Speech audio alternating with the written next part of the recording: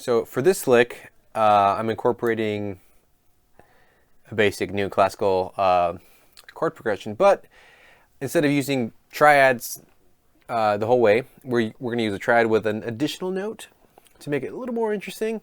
You could do that with any other kind of chords and chord progressions, but right here I'm going to keep it a little simple for fun because it's easier to play. So the first one is E minor, then it's B7, but it's in a different position. So it's like B7 add flat 9. So it kind of sounds like that. But it still functions as a dominant chord. It goes back to tonic, and then it goes back and forth, and then it goes to another chord, which is, I can't even play. It ends with a little cadence, pretty much like that. So the lick slow is like this, I guess. At least the first part is.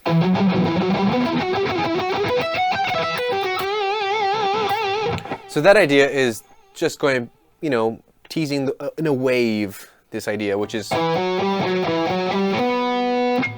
shift position here quickly to make it easier to do the repetition in the octave. So it's like this. And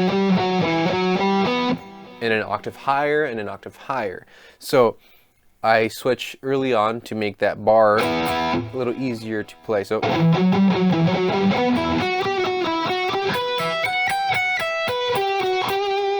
I do it in the lower register after that, but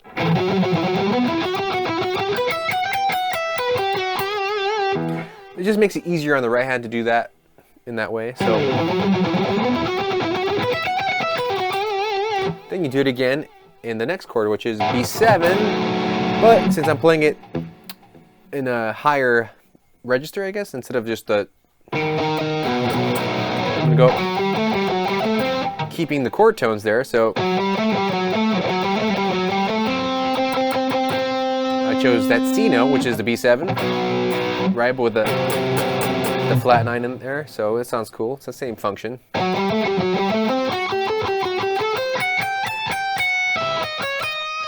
I did a different ending there just to keep it, you know, interesting, I guess.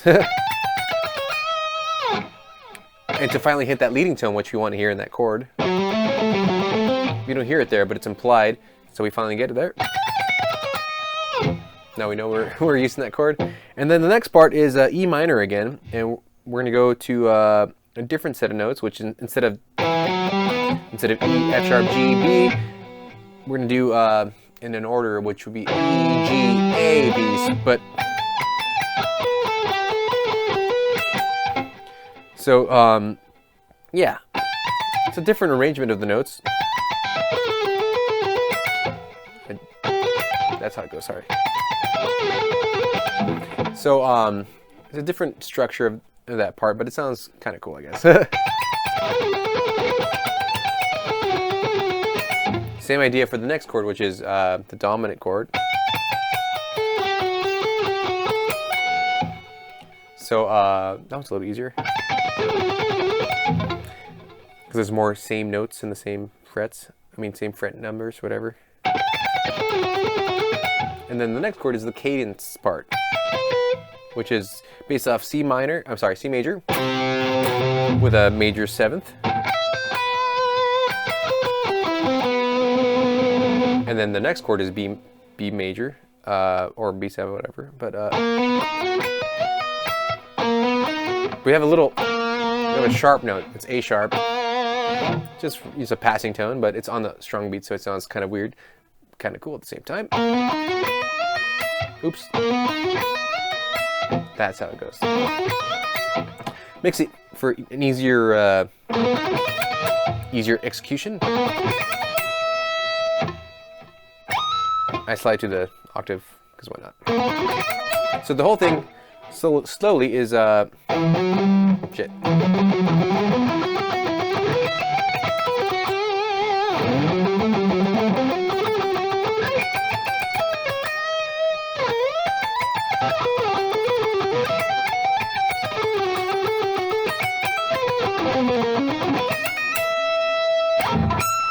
Something like that, you know, it makes it, you know, flow into each other, the chords, you know. So yeah, try that out with different kinds of chords, And chord progressions right here, I just did a basic neoclassical structure, tonic, dominant, blah, blah, blah. And then the cadence part was just, in this case, 6, 5, 1.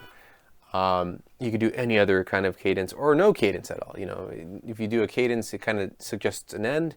If you don't want that, you want to do an effect that it kind of keeps going, just don't do that. Just do whatever chord progression and loop it into another section that does that. So yeah, I hope you dig it, and I hope you could apply this to other kinds of chords and chord progressions. And yeah, don't forget to add a spicy note, whatever note you want to do, but if you keep it consistent, it will sound pretty cool. Shred on.